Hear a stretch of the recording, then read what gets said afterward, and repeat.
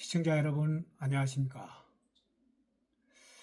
윤석열 대통령에 대한 탄핵 심판 결론이 드디어 오는 4일 오전 11시에 나오게 됩니다. 지난해 12월 윤 대통령이 탄핵 소추된 지 111일, 변론 절차가 종결된 지 38일 만입니다.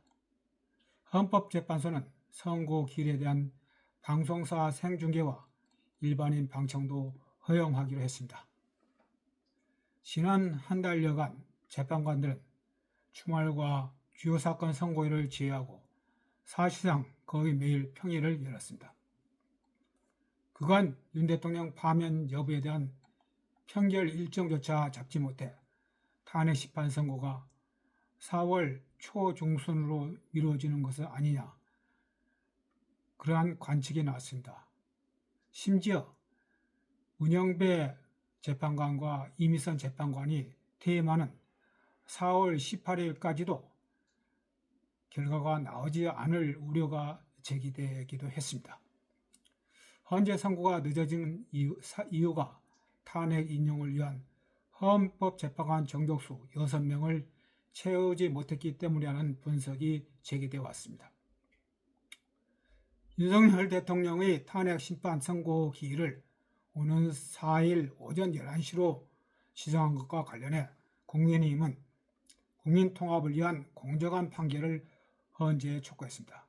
그러면서 당연히 기각하될 것이라고 전망했습니다. 반면 민주당은 탄핵 인용을 전망하고 전원일치가 될 것이라고 말했습니다. 탄핵 선고일이 잡히지 않다가 오늘 선고일을 발표한 것은 더 이상 늦출 경우 분열이 더욱더 커지고 사회 혼란이 크게 야기될 우려가 작용한 것으로 풀이됩니다. 특히 민주당이 국회 법사위 법안 심사 소위를 열어 후임이 임명되지 않은 헌법재판관의 임기를 연장하는 내용과 대통령 권한대행의 대통령목 재판관 임명권을 제한한 내용 등의 헌법재판소법 개정안을 의결한 것에 대해 재판관들이 크게 우려하고 있을 것으로 분석됩니다. 이 개정안은 헌법의 정면으로 위배되기 때문입니다. 더 나아가 민주당이 이러한 위헌 법률안을 통과시키기 위해 한덕수 권한대행과 최상목 부총리를 탄핵하고 이어서 다른 국무위원들을 탄핵하여 무정부 상태를 만드는 것을 크게 우려하고 있을 것입니다. 민주당이 최상목 권한대행 겸 부총리를 탄핵시키려 하자 한덕수 권한대행 겸 국무총리 탄핵안을 기각시켜 복시시킨 것과 비슷합니다. 현재 윤 대통령 탄핵 심판은 5대3 구도를 보이고 있는 것으로 추정됩니다.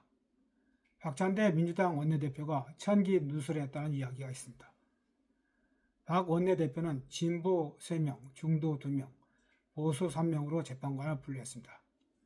특히 박 원내대표는 김복형, 정영식, 조한창 헌법재판관을 향해서 국민의 신임을 배신하지 말아야 한다고 경고하기도 했습니다. 현재 평의에서 정계선 재판관과 김복현 재판관 간에 치열한 법리 싸움이 전개되고 고성이 들렸다는 이야기도 상당히 중요합니다. 따라서 3명의 재판관은 탄핵 각하나 기각적으로 뜻을 모으고 있을 것으로 봅니다. 또 하나 변수는 문영배 재판관이 퇴임한 후 누가 헌재소장을 맡느냐는 것입니다. 여야 양측이 김영두 재판관을 끌어들이기 위해 공을 들이고 있을 것으로 추측됩니다. 그런데 탄핵이 인용되면 민주당은 정계선 재판관을 헌재소장으로 밀 가능성이 큽니다. 정 재판관이 확실하게 진보 뜻을 대변하고 있기 때문입니다. 민주당이 아무리 정영두 재판관에게 헌재소장 약속을 해도 공수표가 될 것입니다. 정계선 재판관이 소장이 되는 것은 대척점에 있고 사법고시 선배인 김복형 재판관이 매우 싫어할 것입니다. 정영식 재판관도 한참 아래 기수인 정계선 재판관이 소장이 되는 것을 내심으로 받아들일 수 없을 것입니다. 만약 탄핵이 기각이 되면 김영도 재판관이 순서에 따라 헌재 수장 대리를 맡게 됩니다. 윤 대통령은 김영도 재판관을 소장으로 임명을 할 것이나 국회에서 절대 다수를 차지하고는 민주당이 반대할 것이기 때문에 소장은 될 수가 없고 권한 대응을 할 수 있게 될 것입니다. 오는 4월 4일 오전에 어떤 결과가 선고될지 알 수 없지만 여러 가지 정황상 기각이 나올 가능성이 큰 것으로 예상됩니다. 시청자 여러분들은 어떻게 생각하시나요? 당연히 알 수가 없겠죠. 며칠 동안 그야말로 긴장의 연속이 될 것 같습니다. 지켜보시기 바랍니다. 이강국TV 뉴스 포커스였습니다. 감사합니다.